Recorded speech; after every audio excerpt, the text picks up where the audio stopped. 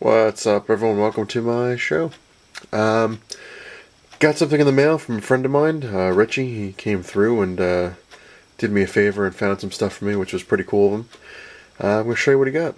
Well, what I got from him. He found the Punisher exclusive, Walgreens exclusive Funko Pop thing for me. And he also found Venom. So very cool. So I got the two of them from him. And he also sent something else, which is one of the crown jewels, I guess. It's amazing how this comic, so now you know what it is, spiked and then went down so quickly. But I'm just extremely happy to have it, because I figured, you know, what the hell, I wanted to read it, I wanted to see how it went. And I'm going to show you, and then I'm going to tell you a little bit about it. And that is Teenage Mutant Ninja Turtles number 44. This is cover B. But, spoiler alert, if you don't want to know what happens in this is what made this thing so big. The death of Donatello. He dies in this. Pretty gruesome, actually. The Rocksteady and Bebop.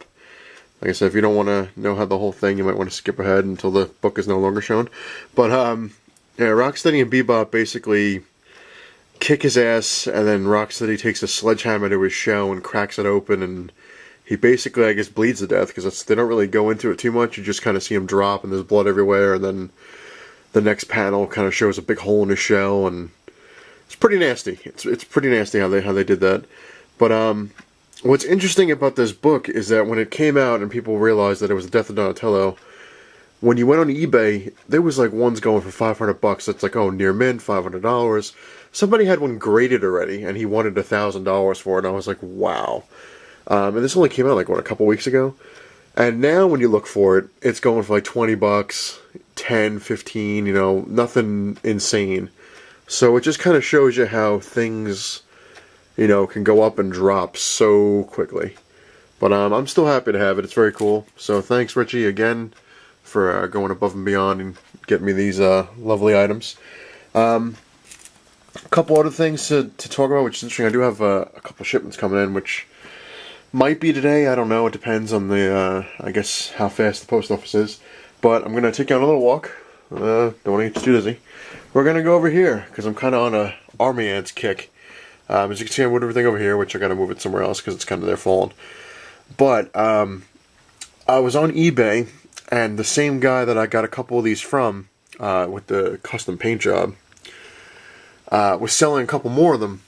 And I was looking, I was like, you know, I really want the, like, he had one ant that I really wanted, because it's not that the ant's hard to find, he's hard to find with the weapon. And the guy had the weapon.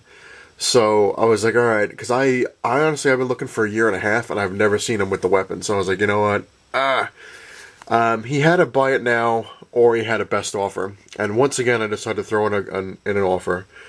And this time he was kind of pricky. He was a little bit of a prick the way he was going about it, because I guess he knew it was me because I bought the other ones off of him.